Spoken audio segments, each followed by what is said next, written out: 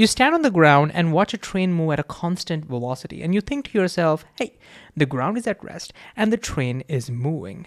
But your friend is sitting inside that very train and she thinks, my train is at rest, because she doesn't see her train moving at all. So she says, the train is at rest, and she sees the ground moving, and therefore she says the ground is the one that's moving.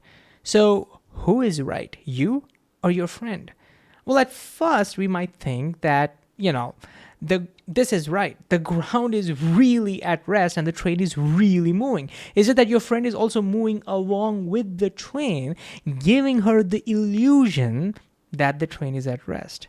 But she could also say the same thing about you. She could say, hey, the train is really at rest and it's you who is moving along with the ground, giving you the illusion that the ground is at rest. So how do we settle this? Well, maybe we do some kind of an experiment. But guess what? It turns out whatever experiment you do, both turn out to be right. If you do an experiment on ground, it'll convince you that the ground is at rest and the train is moving. If you do similar experiments on this train that's moving at a constant velocity, if it was moving at a constant velocity, it'll convince you that the train is at rest and it's indeed the ground that is moving. So both are right. This means, as mind-blowing as it sounds, motion is relative concept. It's relative to the reference frame that we're dealing with. So from the ground's reference frame, the ground is at rest and the train is moving.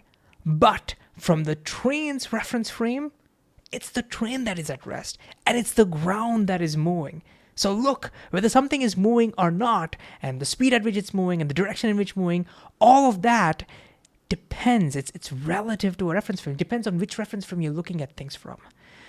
Now, when I first thought about this, I was like, no, there was a part of me inside that said, no, that can't be true. The ground is really at rest. Come on. In this example, the train is really moving. But then we realize, wait a second, what we call as ground is actually the surface of the earth.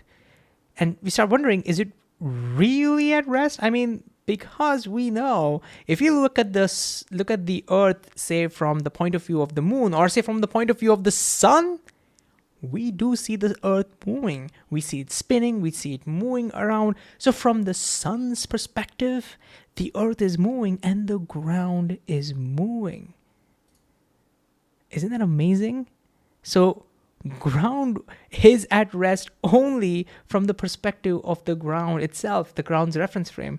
But if you look at things from the sun's reference frame, the ground starts moving now. And again, at this point, we might feel like, oh, wow, okay, the ground is really moving. It's just an illusion after all that it's a rest. But that would be a wrong way of thinking about it. The right way of thinking about it is the ground is really at rest as seen from the ground's reference frame or with respect to ground reference frame. And the ground is really moving with respect to sun or as seen from the sun's reference frame. Motion is relative. There's no such thing as absolute motion. Okay, there's no such thing as what's real motion. It's all relative.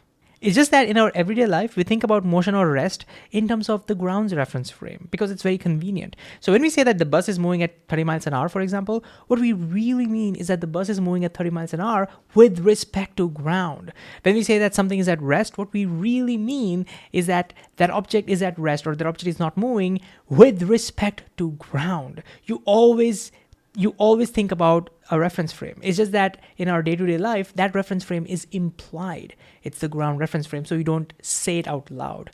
But you can only talk about motion with respect to reference frames. And in general, if you zoom out, if you don't mention reference frames, motion or rest makes no sense. For example, think about space probes. If I ask you what is the velocity of a space probe, well, that question is meaningless because from its own reference frame, it's not moving at all. It sees everything else moving. And that's valid. So from that perspective, the space probe would say its velocity is 0.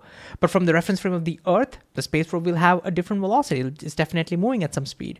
With respect to sun, it will have another velocity altogether. So in general, we have to mention which reference frame we're dealing with when you're talking about motion or velocity or speed or anything like that.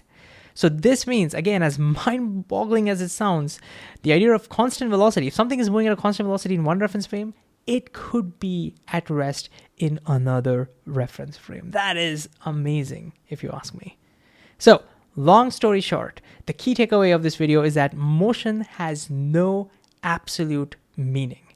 Okay, you can only talk about motion in terms of reference frame. It's always relative to some reference frame. In our day-to-day life, that reference frame is implied to be ground reference frame, but in general, all reference frames are equally valid. There's nothing special about ground, remember, it's just very convenient for our everyday use case. But if you consider the motion of the planets, for example, well, now the ground reference frame may not be very convenient. In fact, now sun's reference frame might be more convenient. So you see, all reference frames are equally valid.